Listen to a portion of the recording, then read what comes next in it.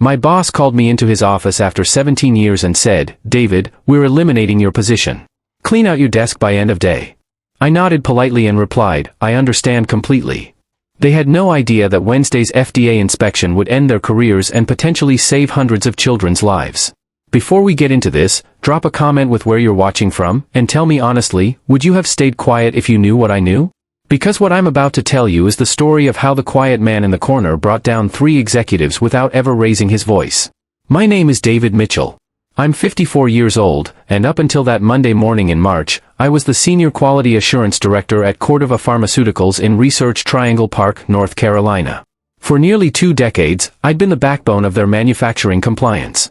From FDA inspections to contamination protocols, 3 CEOs had come and gone while I stayed put, ensuring every batch met safety standards, training every new quality tech, working weekends to validate new production lines without ever asking for recognition or a pat on the back.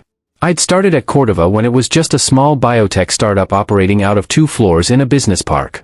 Back when my daughter Olivia was in kindergarten. Now she's finishing her graduate degree in pharmaceutical sciences. The company grew, and I grew with it. I turned down offers from competitors because loyalty mattered to me. My partner Rachel, a pediatric oncologist, used to joke that the manufacturing floor was my second home. She wasn't entirely wrong. I knew every system, every protocol, every corner of that facility like I knew my own house. But everything changed 8 months ago when Marcus Webb arrived. He was 40 years old, fresh MBA from Wharton, all expensive suits and efficiency metrics. The kind of executive who called our department quality resources instead of people, who talked about optimizing throughput and streamlining validation protocols. He had big ideas about modernization, about digital transformation, about making Cordova more competitive in the market. Buzzwords that usually meant one thing: doing more with less, cutting corners in the name of shareholder value. At first, I tried to help him understand our systems. The incredible complexity buried under years of pharmaceutical manufacturing. The regulations that existed because people had died when companies got careless. The reason we couldn't just streamline sterility testing or optimize environmental monitoring. But Marcus looked right past me in meetings, like I was outdated furniture that hadn't been replaced to match the new office aesthetic. 6 months ago, he brought in a consultant. Dr. Patricia Lane. Expensive designer briefcase, firm handshake, PhD prominently displayed on her LinkedIn profile. They'd huddle together in conference rooms, voices dropping to whispers whenever I walked by. And I noticed something that made my stomach tighten with worry. Dr. Patricia Lane had a doctorate, that much was true. But she'd never worked a single day in actual pharmaceutical manufacturing. She didn't know the difference between aseptic processing and autoclave sterilization. Didn't understand why environmental monitoring mattered or what happens when you rush sterility testing on drugs going to immunocompromised patients. But Marcus loved her because she told him exactly what he wanted to hear. That we could move faster, test less, save money without compromising safety. 3 months ago, I started noticing changes in our systems.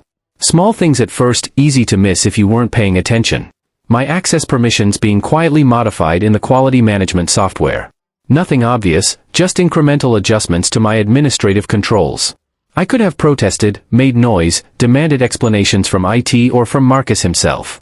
But instead, I made a different choice. I watched. I documented. I said nothing. Because after 17 years, I knew something they'd forgotten. Something crucial.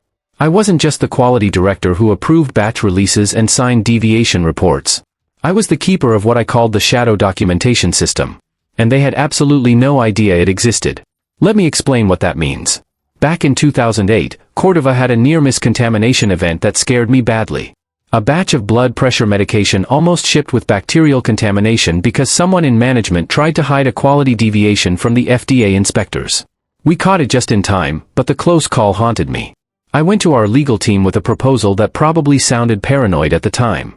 I wanted to maintain parallel records of absolutely everything. Every batch we manufactured. Every test we ran. Every deviation we documented. Every signature approval or rejection. Complete duplicate documentation stored offsite in a secure location, just in case someone ever tried to hide problems from regulators again. The legal team thought I was being overly cautious, maybe even a little paranoid, but they signed off on my proposal for what they called regulatory protection purposes and disaster recovery. Then, as these things often go, they promptly forgot they'd authorized it. For 17 years, I'd been maintaining those records with religious dedication. USB drives organized meticulously by year, locked in a fireproof safe in my home office. My insurance policy. My ace in the hole. And Marcus, Patricia, and Kevin from HR had absolutely no idea any of it existed. The changes in my role accelerated rapidly over those 3 months. I was systematically excluded from production meetings where critical decisions were being made. Emails about system upgrades and protocol changes stopped including me in the distribution list. Younger team members, people I'd personally trained, were getting assigned to projects I would normally oversee. Most concerning of all, my signature approvals were being bypassed on critical batch releases. Drugs were going out the door without my final review. Then, 3 weeks ago, everything came into sharp focus. I discovered a company-wide memo about quality modernization initiatives that had somehow never been shared with me. It outlined a complete restructuring of the quality department under new leadership. The consultant, Jason Phillips from Marcus's former firm, would be taking over. When I looked at the new organizational chart, my position wasn't even on it. I'd been erased before I was even officially fired. But that revelation wasn't what made my blood run cold. Not even close. While running a routine security scan one evening, one of those tedious background quality checks that nobody else bothered with anymore, I noticed something unusual in our batch release system. A pattern I didn't recognize. Batches being released for distribution with incomplete testing documentation. Environmental monitoring data that should have automatically triggered quality holds, but somehow didn't. Red flags everywhere, if you knew what to look for. I started digging carefully, quietly, leaving no digital footprints of my investigation. And that's when I found batch CRD 447 LEU. It would become the most important discovery of my career. CRD 447 LEU was our breakthrough leukemia drug. The one Rachel had been anxiously waiting for. The one that could save lives for immunocompromised children like the patients she treated every day at Duke Children's Hospital. According to the official manufacturing records in our quality system, this batch had passed all required sterility tests with flying colors and was cleared for immediate release to hospitals. But something bothered me. Something felt wrong. The environmental monitoring data for the aseptic processing suite where this batch was manufactured showed elevated particulate counts. Nothing catastrophic or obviously dangerous, but enough that our standard operating procedures required a full investigation before any product could be released. I remembered flagging this issue for mandatory review 3 weeks earlier. I'd sent the email myself, marked it high priority, requested an immediate investigation meeting. Then they cut me out of the review process entirely. And somehow, despite the concerning data I'd flagged, the batch got released anyway for distribution to children's hospitals. I desperately wanted to believe there was a reasonable explanation. Some piece of critical information I was missing. Some additional test or remediation I wasn't aware of. But then I saw the email that changed everything. It was buried in my shadow documentation system, captured automatically before my system access got restricted. From Marcus Webb to Dr. Patricia Lane. The subject line was clinical and brief, CRD 447 release authorization. But the message itself made my hands shake with rage. Environmental concerns overridden per our discussion. Batch approved for immediate release. Quality director not to be informed under any circumstances. The email was dated exactly 2 weeks ago. The precise same day they started planning my termination. The day Marcus scheduled his first meeting with HR about restructuring the quality department. I sat at my desk that Friday afternoon, staring at that email on my screen, and suddenly everything made perfect, terrible sense. They weren't firing me because I was redundant or because my position was being eliminated for budgetary reasons. They were firing me because I was about to stop a potentially contaminated drug from shipping to children's hospitals. Because I was the one person in the entire company who would actually read the environmental data, understand what it meant, and refuse to let that batch go out the door. But I didn't say anything. Didn't confront anyone. Didn't send an email to Marcus or schedule a meeting with HR to protest. I just went home that Friday evening, copied every single file in my shadow documentation system to multiple backup drives, and waited. Because I knew exactly what was coming on Monday morning. And I was already planning my response. Monday arrived with bright sunshine and the kind of crisp March air that makes you think winter might finally be ending. I knew what was coming before I even walked into that building. I could feel it in the atmosphere, in the way the security guard Eddie looked at me with something that resembled pity when I badged in at 7:30 in the morning. At 9 o'clock sharp, Marcus's assistant called my desk. Mr. Webb would like to see you in his office.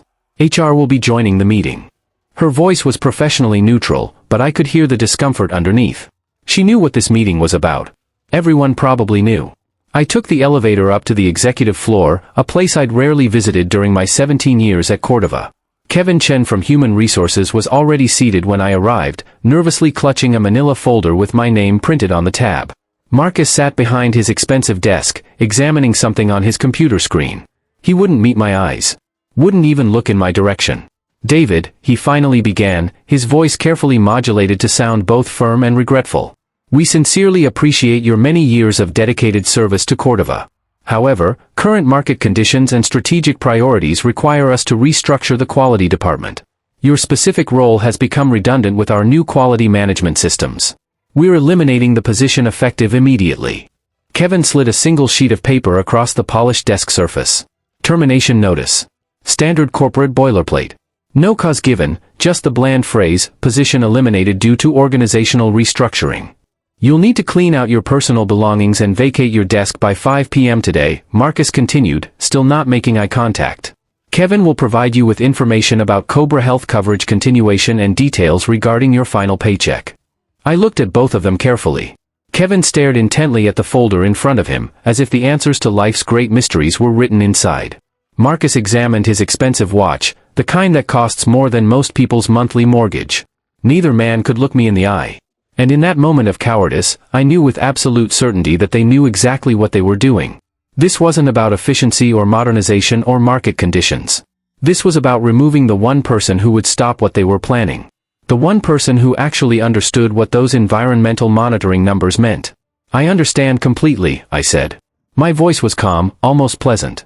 Professional to the end.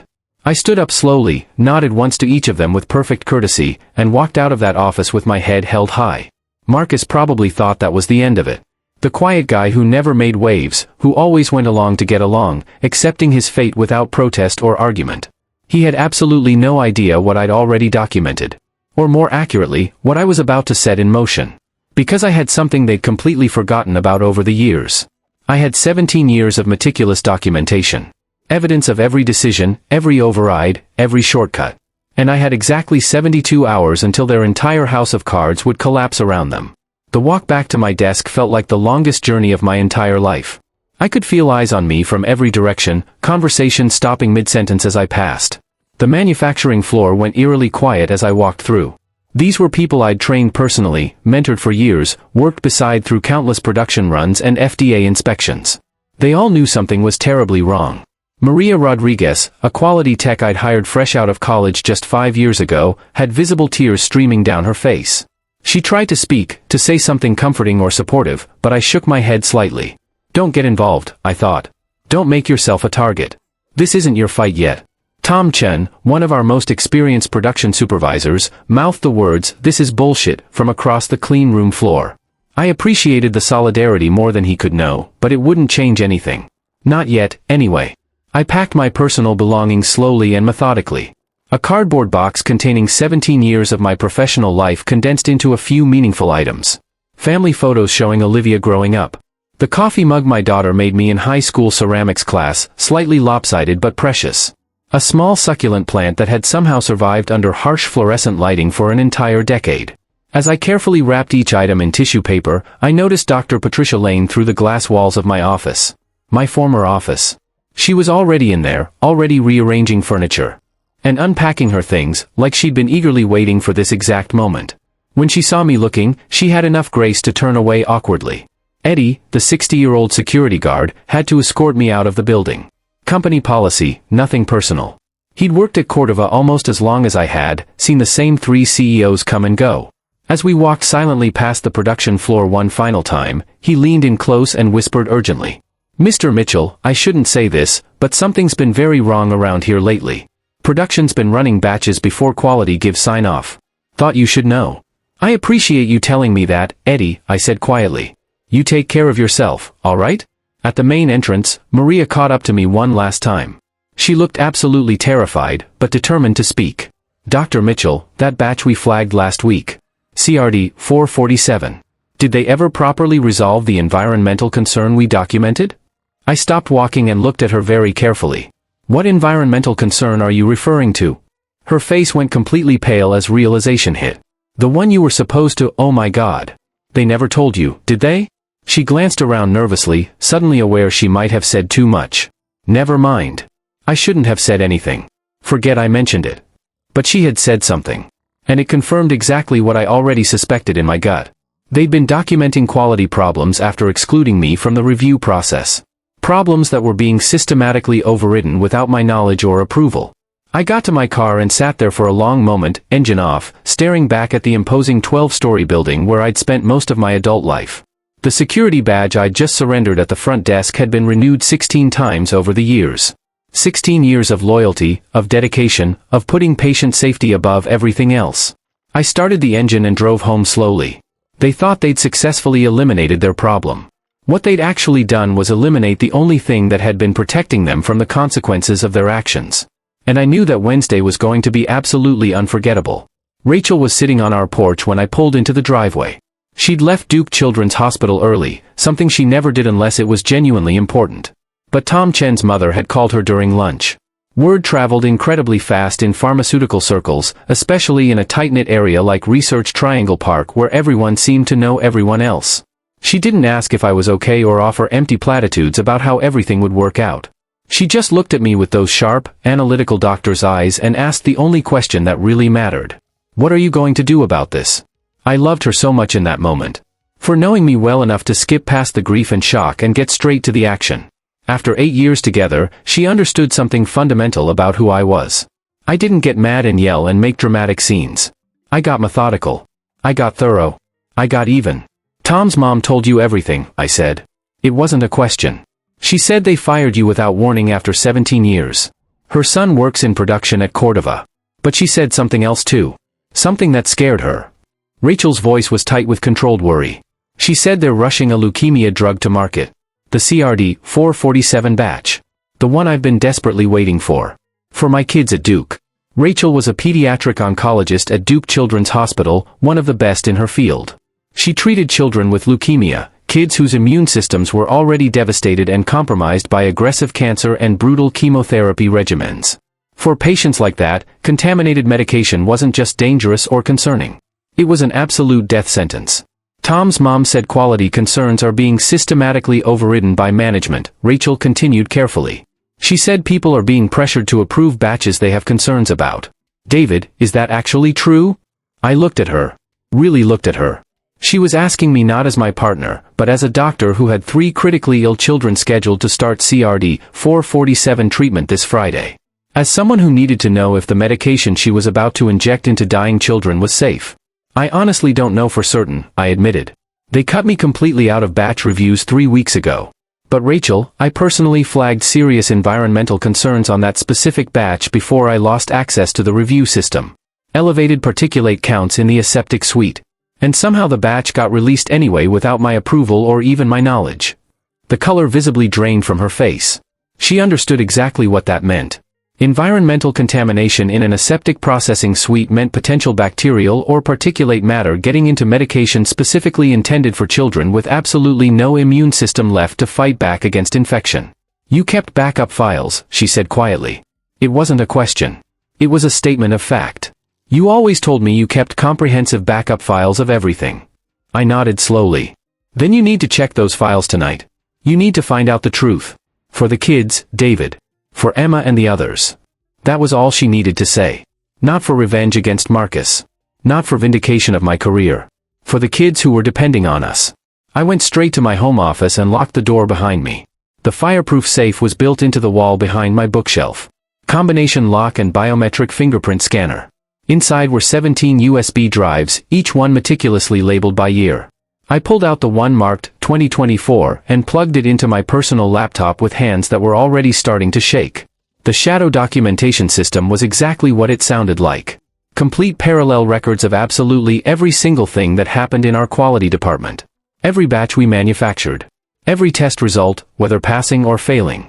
Every deviation we documented. Every email exchange about quality decisions. Every signature approval or rejection. Everything. I'd been maintaining it since that scary close call in 2008, updating it weekly without fail, sometimes daily when things got busy or complicated. The legal team had officially authorized it after the contamination scare, but they'd been careful about how they structured the authorization. I wasn't stealing proprietary information or trade secrets. I was maintaining quality records exactly as required by FDA regulations. The fact that I kept secure copies at home was authorized for disaster recovery purposes and business continuity. They'd forgotten they'd authorized it. That was their first mistake. I hadn't forgotten. That was their problem. I opened my search function and typed carefully, CRD 447 LEU. The results that came back made my hands start shaking uncontrollably. Batch record CRD 447 LEU. Manufacturing date, February 12, 2024. Official release date, February 26, 2024. Current status, released and approved, final packaging in progress. Scheduled distribution ship date, March 20th, 2024. March 20th. That was Wednesday. Just 3 days from now. 72 hours. I clicked deeper into the detailed documentation. The official batch record in Cordova's system showed everything perfectly clean and acceptable. Sterility tests, pass. Environmental monitoring, acceptable. Quality Director approval, electronic signature, Patricia Lane, PhD, consulting quality expert. But my comprehensive shadow documentation told a completely different story. If this story stayed with you, hit like, subscribe for more real stories like this, and share your thoughts in the comments. Sometimes justice doesn't come from confrontation, it comes from the truth finally being heard.